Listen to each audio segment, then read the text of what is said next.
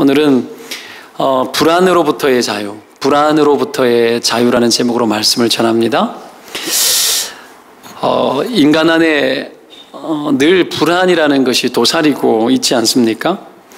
불안이 만들어지는 이유가 있다면 어떤 보호막이 사라진 경험치들이 쌓여서 그래요. 내가 안전하게 지켜진 경험들이 부재되어진 적이 빈번하면 불안이 잦아요.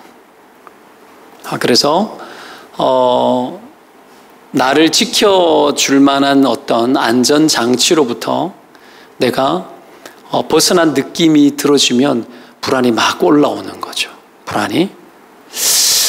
저는 집에 혼자 있는 걸 되게 좀 싫어하는 것 같아요. 결혼하고 난 이후에도 뭐 그런 자주 없었는데 아내가 뭐 아이들과 함께 친정 집에 간다 그러면은 안 갔으면 좋겠다는 생각이 들었어요. 친정 집이 싫어서가 아니고 혼자 있는 게 너무 싫은 거예요. 가만 생각해 보면은 그 고등학교 때부터 객지 생활하면서 홀로 있는 시간들이 참 많았던 것 같습니다.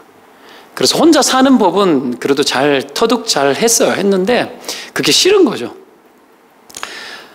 그렇게 되어지면 그것이 막 불안까지는 아닌데 그냥 그런 느낌들이 싫어지는 거죠. 사람마다 그런 자기만의 안전장치 같은 것들이 있거든요. 그게 없어지면은 불안하고 걱정이 막 올라옵니다. 여하튼 이런 안정감이 있도록 하기 위해서는 아이들이 어릴 적부터 충분히 사랑을 받고 보호를 받으면 아이들이 자라도 굉장히 용감하게 자라는 거죠. 이게 우리로 하여금 불안하지 않도록 만드는 이 마음의 어떤 정서적 상태를 유지시켜주는 힘이죠. 뿌리가 거기에 있습니다. 저희 막내는 안는 걸 좋아해요. 이렇게 안아줘. 항상 자기 전에 안아줘. 어떻게 하면 안아줘. 막 울다가도 안아주면 애기처럼 그쳐요. 그 막내가 역시 막내구나 하고 넷째끼하고는 엉덩이 이렇게 두드려주고 하면은 변태 소리 막 하고 이러는데 그래도 막 그래 해주거든요. 그래서 최근에 한 몇 달, 2달 전이었던 것 같아요. 놀라운 이야기를 들었어요. 내가 이렇게 말하지 않았는데 지가 이렇게 말하는 거예요. 안아주고 이러면은 자기 말로 이렇게 이야기하는 거예요. 안아주면 마음이 안정돼. 이렇게 울면서 안아주면 마음이 안정돼. 이렇게 이야기하는 거예요. 야, 희한하죠? 안 가르쳤어요. 근데 안아주면 마음이 안정된대요. 애기들도 울면 왜 울어? 뭐 때문에 우는 거야? 그것 때문에 안 하잖아. 그럼 계속 울죠. 이유 없이 그냥 받아주고 안아주면 그치잖아요. 참 이게 되게 중요한 것 같아요. 불안한 어떤 상태에서 누군가가 안아주면 여러분 잘합니다. 요셉이 그 기능을 했는 거죠. 그런데 이 세상은 마냥 안아주기만 하지는 않잖아요. 그렇죠? 이 세상은. 그래서 불안이라는 것이 곳곳에 도사리고 있다는 것을 우리는 경험적으로 너무 잘 알아요. 특히 그냥 뭐 세상에 일어나는 보편적인 것들 외에 특히 여러분 죄를 짓게 되면 굉장히 불안한 요소가 됩니다. 왜 그렇습니까? 어릴 적에 그냥 어떻게 해요? 저도 우리 어머니 주머니 돈 훔쳐봤거든요. 어릴 때 기억나요. 약간 긴장하면서 100원짜리 훔쳐간 적이 있어요. 맛있는 거 사 먹으려고. 그러면 약간 긴장 막 돼요. 약간 긴장. 100원짜리 이상은 해본 적 없었던 것 같아요. 불안하잖아요. 그렇죠? 불안하면서 그런 일들을 한단 말이에요. 죄는 우리에게 불안한 요소를 줘요. 특히 다른 사람에게 그랬을 경우에. 지난주에 제가 지하 주차장에서 차를 후진하다가 남의 차를 긁었어요. 산타페 DM 새 차로 가지고 17년 된 구닥다리 산타페로 제가 긁어버렸어요. 후진하다가. 이게 제가 목이 좀 상태가 안 좋아요. 왜 내가 긁었을까? 초점도 요즘 잘 안 맞고 막 이렇게 집중력도 좀 떨어지고 요즘 막 건망증 급 많이 와요. 뭘 많이 흘리고 다니고 계속 잊어먹고 이게 굉장히 많아졌습니다. 내가 좀 늙어가는구나 이 생각이 좀 드는데, 저보다 나이 많으신 분들이 이해해 주십시오. 다 경험하셨잖아요, 그렇죠? 이런 경험들이 제게도 있는데, 근데 또 목이 안 좋아요. 제가 목이 끝까지 돌아가면 여기가 아파요. 그러니까 왼쪽을 봐야 되는데 본능적으로 다 안 보는 거야. 괜찮겠지 하고 그냥 하다가 긁어버렸어요. 그랬는데 거의 못 느꼈는데 긁은 것 같았어요. 그래서 내렸잖아요. 내렸는데 살짝 긁힌 게 보였는 거예요. 그래, 죄진 거 아니에요. 와, 한순간에, 그냥 올라가 버릴까? 이 생각이 들었어요. 그런 생각 할 수 있잖아요. 그 전화번호도 없더라고요. 와, 이건 은혜다. 와, 이런 생각이 막 드는 거예요. 근데, 제가 이렇게, 그래도 그러면 안 될 것 같아서 올라가면 불안해질 것 같은 거예요. 그래서 내가 보통 보면은 왜 차들끼리 왜 대충 이렇게 슬쩍 왜 후진하다가 범버 슬쩍 뭐 다이고 뭐 이런 경우는 사실은 뭐 흔히 있는 일들 중에 하나예요.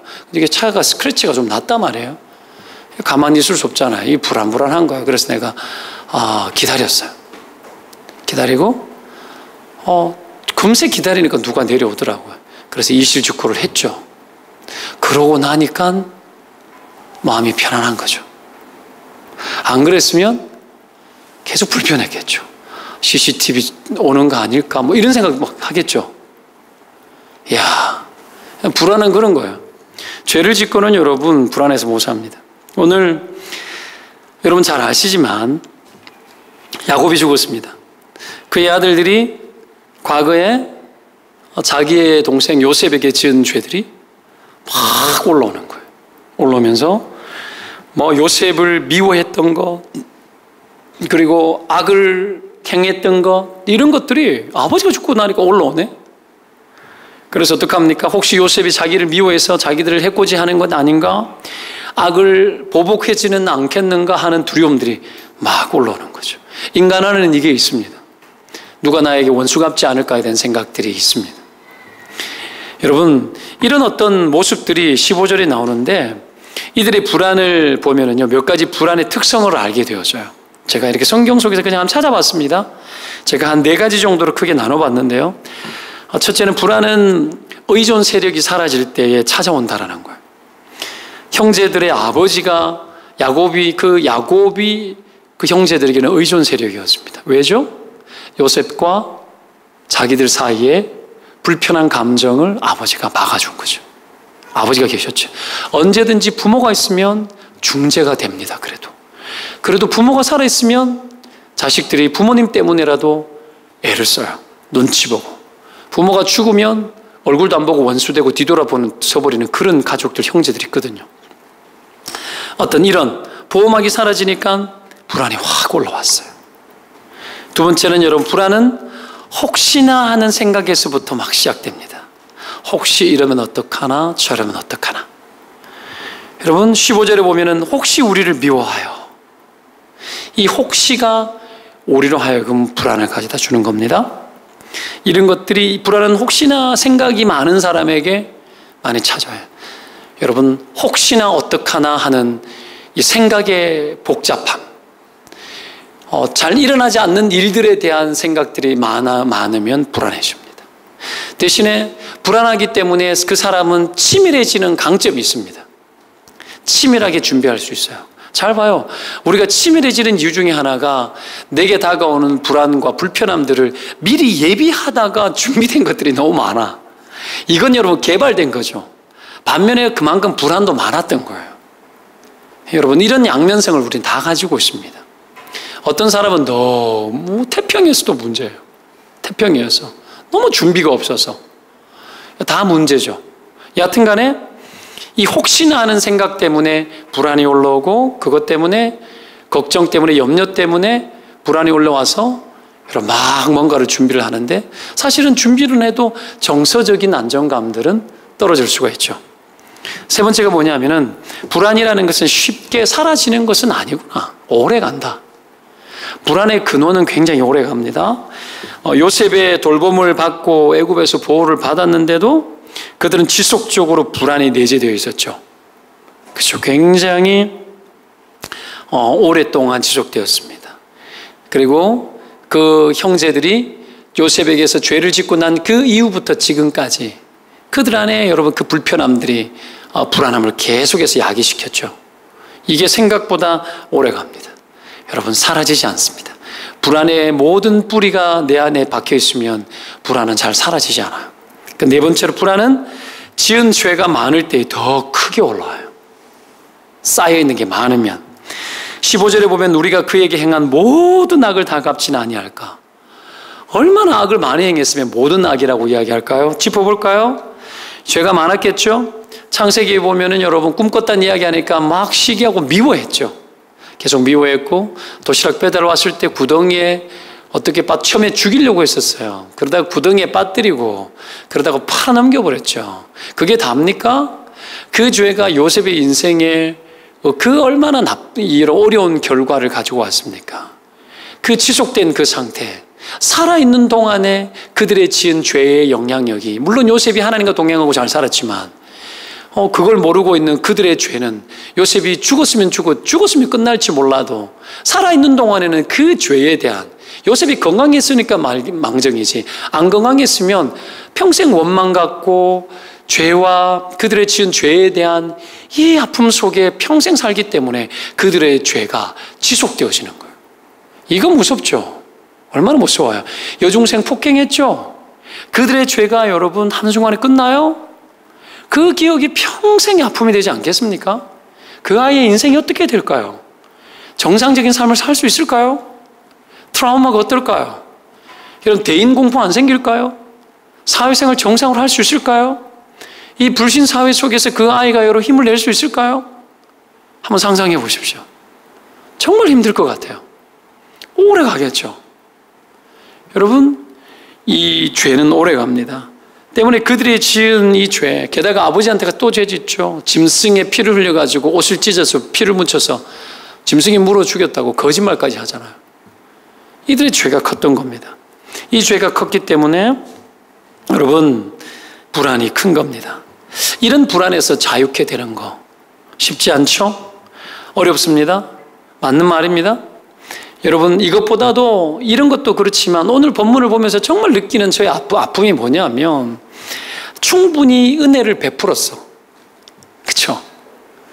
요셉이 충분히 설명을 했고 원수 갚지 않는다라는 것에 대해서 충분히 이야기했고 충분히 보살펴줬는데, 아버지가 죽으니까 그 은혜 아래 있으면서도 불안하게 사는 거예요.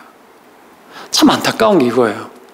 우리가 예수 안에 들어와 있고 주님을 믿고 있고 정말 주님 안에 거하고 있음에도 불구하고 그 불안을 붙들고 사는 사람이 있어요. 못 누리는 거죠. 정말 안타까운 게 그런 거예요. 다 누리지 않는 거야. 내가 가슴 아플 때가 언제일까요? 자녀들이 아버지한테 당당하게 요구하면 좋겠는데 당당하게 요구하지 않을 때 제일 답답해요. 그렇죠? 아버지를 누렸으면 좋겠는데 아버지 눈치 보고 달라소리 못하고 밥 먹는데 눈치 보고 밥 먹으면 이게 여러분 안 되죠. 이게 상처가 많은 거예요. 우리가 상처가 많고 눈치 주고 눈치 보고 우리가 막 그래 살더라는 거예요. 못 누리는 거죠. 은혜가 있는데도 못 누리는 거야. 하나님의 은혜가 충분한데 우리가 못 누려서 불안하고, 그래서 인생이 힘든 거죠. 이들이 그런 지경이었습니다. 요셉이 보십시오.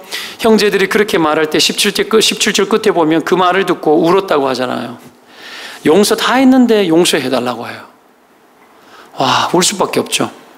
종이 되겠다고 이야기합니다. 형님이라고 부르는데 종이 되겠다고 이야기해요. 미쳐버리는 거죠.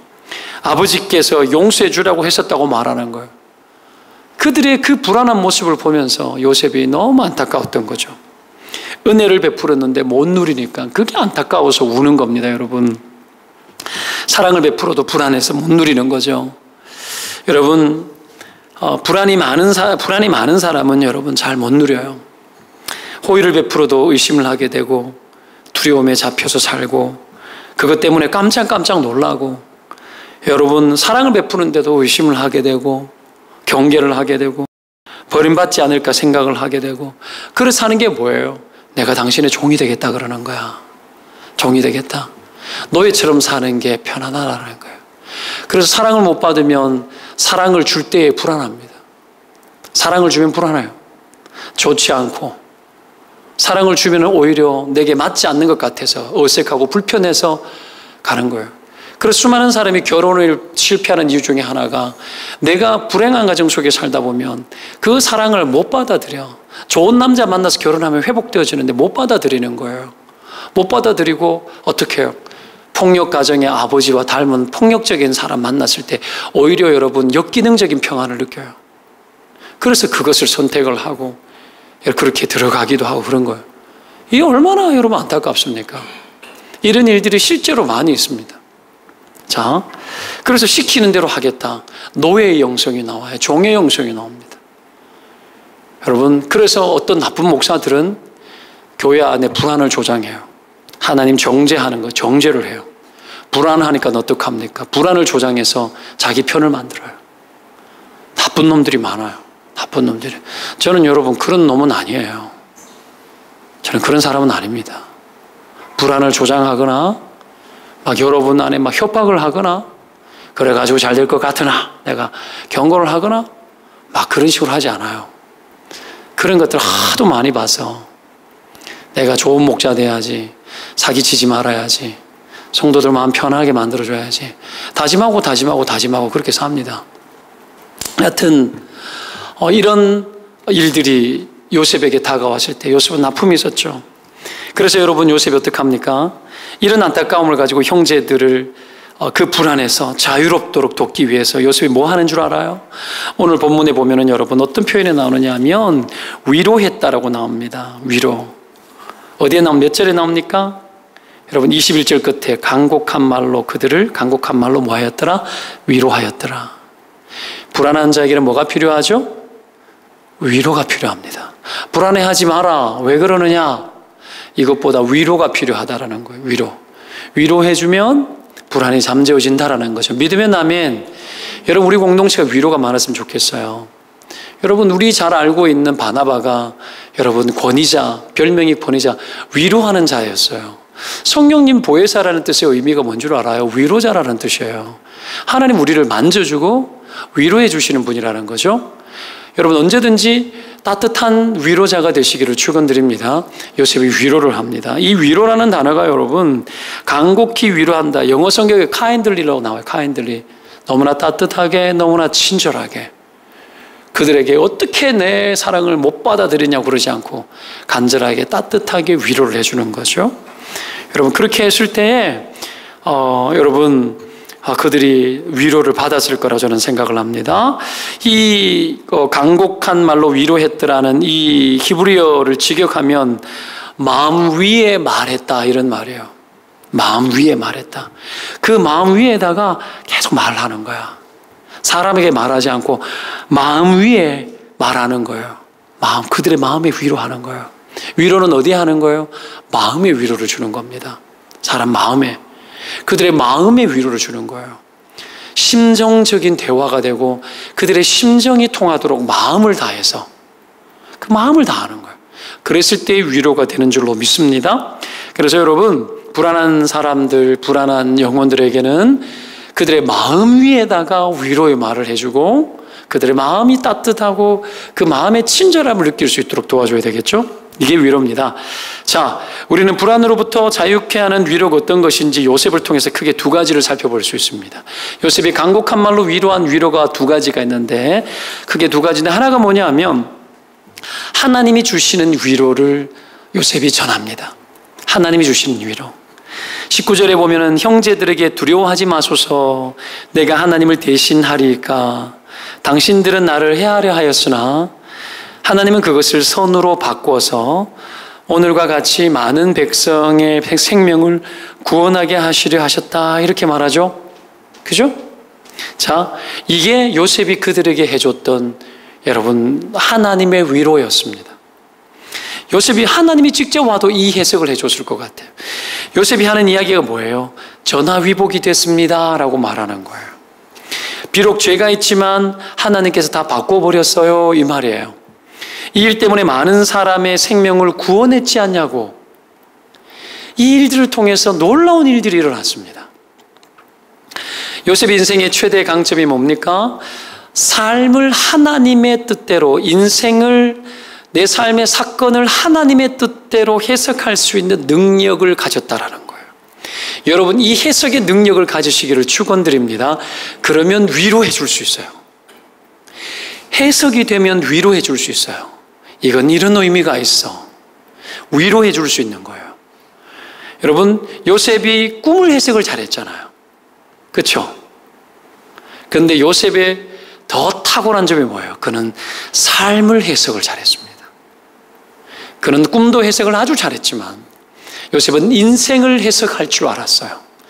온 역사 속에, 하나님의 세계 속에 펼쳐지고 있는 하나님의 그 개입과 간섭, 그 속에 하나님의 뜻을 해석할 수 있는 능력이 그에게 있었습니다. 삶을 해석하는 능력. 이게 있으면 위로해 줄 수가 있습니다. 해석을 해 주죠. 어떤 해석입니까? 모든 삶에는 하나님께서 개입하십니다.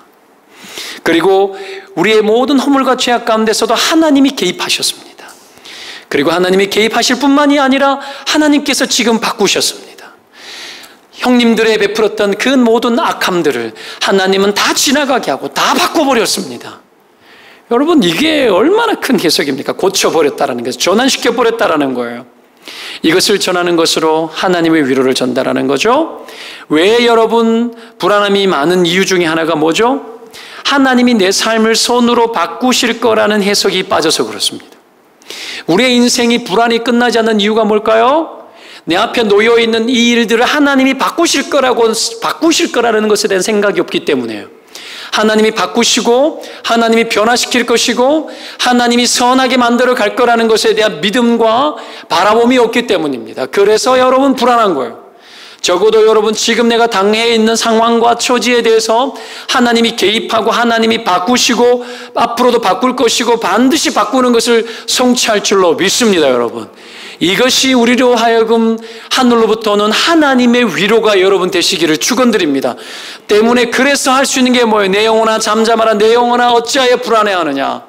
어찌하여 낭망하여 하느냐? 너는 너의 하나님을 바라라. 하나님을 바라보시기를 축원드립니다. 하나님이 바꿉니다. 불안들, 막혀있는 것들 하나님 바꾸고 계셔요. 여러분, 얼마든지요. 모든 인생 계획 속에 하나님은 개입하시고 하나님의 모든 계획 속에 우리의 인생 계획이 들어가 있고 하나님의 계획이 우리의 인생 계획 속에 개입되어져서 언제든지 여러분 악이 손으로 뒤집어집니다. 그 은혜를 믿으시기를 바라요. 그러나 한 가지 해야 될 게 있습니다. 요셉은 하나님과 동행했어요. 요셉이 패배의식과 실패의식과 원망의식 속에 살았으면 화가 선으로 바뀌지 않습니다. 요셉 당사자가 형들은 째껴놓고 그들은 스스로 바꿀 수 없어요. 악을 행했기 때문에. 악을 당했지만 악을 당한 그 당사자가 하나님과 동행하면, 당한 사람이, 여러분 아십시오. 당한 사람이 하나님과 동행하면 하나님은 바꾸십니다.